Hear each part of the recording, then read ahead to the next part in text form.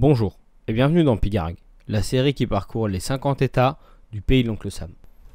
Cette semaine, et pour la première, on s'envole dans le Deep South, le Sud profond, l'un des derniers États à avoir conservé une croix confédérée sur son drapeau, issu de la guerre de sécession. L'Alabama, surnommé État du coton ou Cœur de Dixie, fait référence aux anciens États esclavagistes. L'histoire de l'Alabama commence entre 700 et 1000 avant Jésus-Christ, signifiant ceux qui débroussaillent, les Alibama, peuple amérindien, donneront leur nom à l'État. D'autres peuples, comme les Cherokees, les Chichas ou encore les Mobiles, ont créé une voie commerciale avec le nord-est du pays via l'Ohio, perdurant jusqu'à l'arrivée des Européens. Le roi d'Espagne fondera la Floride occidentale. Les Français y installeront une colonie avec Mobile comme capitale, intégrée à la Louisiane voisine. Le commerce triangulaire bien établi, l'importation d'esclaves était un enjeu important pour l'État qui en a tiré profit pour son exploitation de coton. On a compté jusque 183 000 esclaves en 1830, peu de temps après la guerre de 1812 opposant l'armée britannique à la fraîche armée américaine. Mais une guerre bien plus iconique va remettre en cause ce régime esclavagiste maintenant en place depuis plusieurs siècles. En effet, la guerre de sécession éclate. En tant qu'État du Sud clairement établi, le 11 janvier 1861, l'Alabama décide de faire sécession.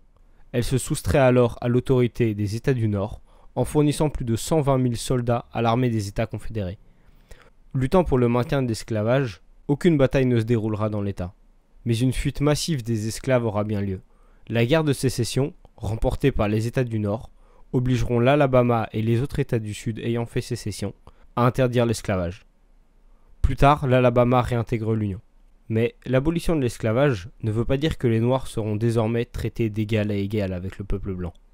Cette ascension sociale est d'ailleurs réprimée très violemment par les anciens États esclavagistes, dont l'Alabama. Le Ku Klux Klan, un groupe terroriste et raciste, s'y installera paisiblement, multipliant les exactions et manifestations. Renforcé par la promulgation des lois Jim Crow, ouvrant une nouvelle page de l'histoire des États-Unis, la ségrégation.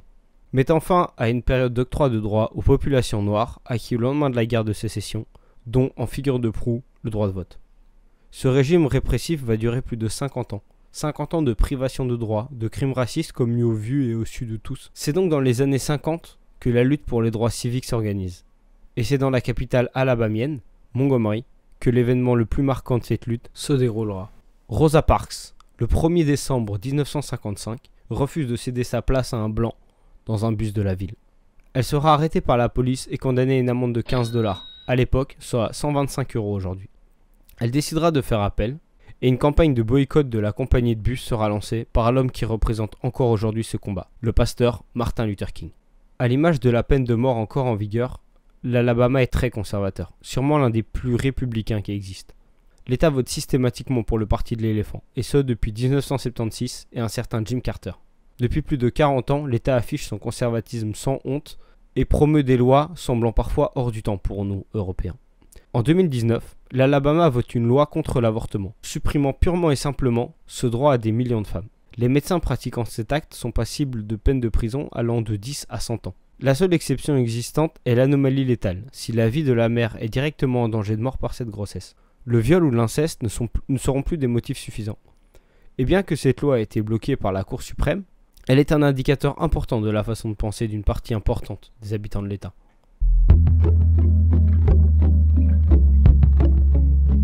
L'Alabama est relativement plat avec une grande partie de plaine, environ 60% de sa superficie totale, ce qui explique aisément son historique agricole.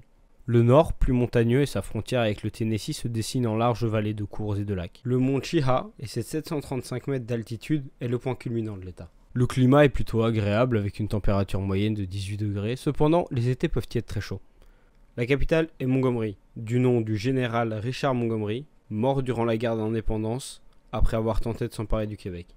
Bien que ce soit la capitale, elle n'est que la 4e ville la plus peuplée de l'État, derrière Birmingham, Huntsville et Mobile. Avec une superficie d'environ 135 000 km², ce qui équivaut plus ou moins à la superficie de la Grèce, l'Alabama n'est que le 30e plus grand État du pays. Les presque 5 millions d'habitants pour un État de cette taille offrent une densité de population assez faible, de 37 habitants au kilomètre carré. Il reste un État majoritairement blanc puisque 70% de la population le compose. Preuve de ce conservatisme, la religion est en Alabama bien plus présente que la moyenne américaine. Près de 50% de l'Alabama est protestante évangélique, contre 25% dans le reste du pays. Les églises noires sont aussi plus représentées avec 16% contre 6,5%. Le taux d'agnostic et de non-affiliés ou d'athées n'atteint en Alabama que 11%, contre 23% dans le restant des USA. La religion est donc un point très important dans le mode de vie en Alabama. C'est un paramètre important dans bon nombre d'États du Sud, ce qu'on a appelé la Bible Belt, où l'on pratique une religion très rigoriste. Les belts, comprenez ceintures, sont des termes fréquents, particulièrement aux USA. Il en existe des dizaines et cela permet de regrouper des zones géographiques dans des États ayant des caractéristiques communes, comme la Sun Belt, qui définit les États ensoleillés, la Frost Belt, les États froids, la Corn Belt, les États producteurs de maïs, la Black Belt désignait autrefois une terre noire et fertile, devenue par la suite la désignation d'une forte concentration de peuples afro-américains. La Jello Belt, ou corridor mormon, désigne la zone culturellement plus concentrée en personnes de confession mormone. Bien que complètement différents, le sport et les études sont des éléments indissociables aux US. Les universités ont leur propre équipe de basket et si l'on passe par l'une d'entre elles, on devient de facto un supporter de son équipe. Il y a 14 universités dans l'Alabama, dont Auburn et l'université d'Alabama sont les plus connues. Leurs équipes sportives sont très réputées. Certains joueurs sont même devenus des superstars en NBA ou en NFL, comme Charles Barkley, l'un des meilleurs joueurs des années 90. Ainsi que des noms moins criants en Europe, mais qui sont des superstars aux US, comme Julio Jones ou Minka Fitzpatrick. Les universités d'Alabama sont très réputées pour les tournois universitaires et beaucoup de bons joueurs en émergent. Cependant, il n'y a aucune équipe dans une grande ligue se trouvant en Alabama. Pas de franchise de basket en NBA, pas de football américain en NFL, ou encore moins de baseball ou de hockey sur glace. Alors évidemment, dès qu'on dit Alabama et musique, on pense forcément à... Mais saviez-vous que cette chanson de 1973 était plutôt controversée, car elle faisait en partie l'éloge du gouverneur de l'État George Wallace, un ségrégationniste convaincu, répondant à deux autres chansons dont une de Neil Young dénonçant le racisme et la prospérité du KKK dans la région.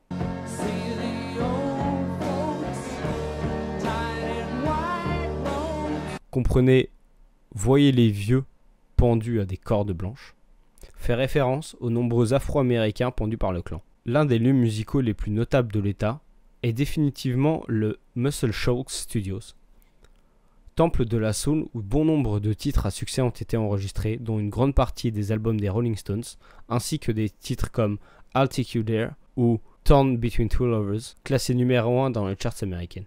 Mais personnellement, au fil de mes recherches, c'est bien le son Alabama de John Coltrane qui me parle le plus.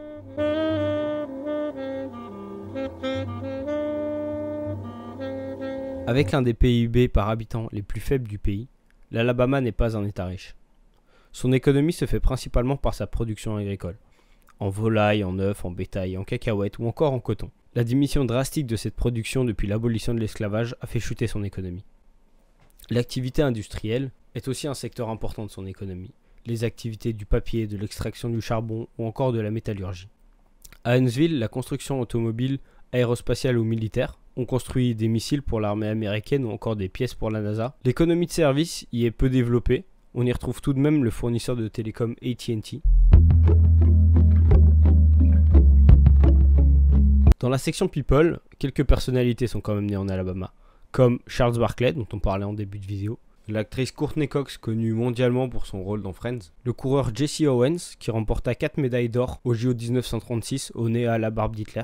Je vous conseille d'ailleurs le super reportage Trailblazers fait par Eurosport que je mettrai en description, ainsi que le film Race ou La couleur de la victoire, un biopic sur sa vie. Rosa Parks, dont on parlait aussi en début de vidéo, le chanteur Lionel Richie et l'acteur Channing Tatum qui joue dans les Jump Street, Kingsman ou encore l'incontournable Magic Mike. Ce premier épisode de Pigargue est maintenant terminé, j'espère qu'il vous aura plu. Si jamais vous aimez l'Alabama et que vous voulez en voir plus, je vous conseille le film Alabama Monroe, un film belge sorti en 2012.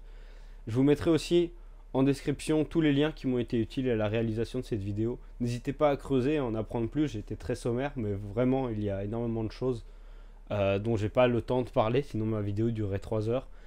Et j'espère que ce sera un bon motif pour vous renseigner et apprendre plein de choses sur cet état, ainsi que tous les suivants. Pour le suivant d'ailleurs, je vous laisse le choix, dites-moi en commentaire sur quel état vous voulez que je fasse une vidéo et je prendrai le commentaire le plus liké. D'ici là, portez-vous bien et on se retrouve la semaine prochaine.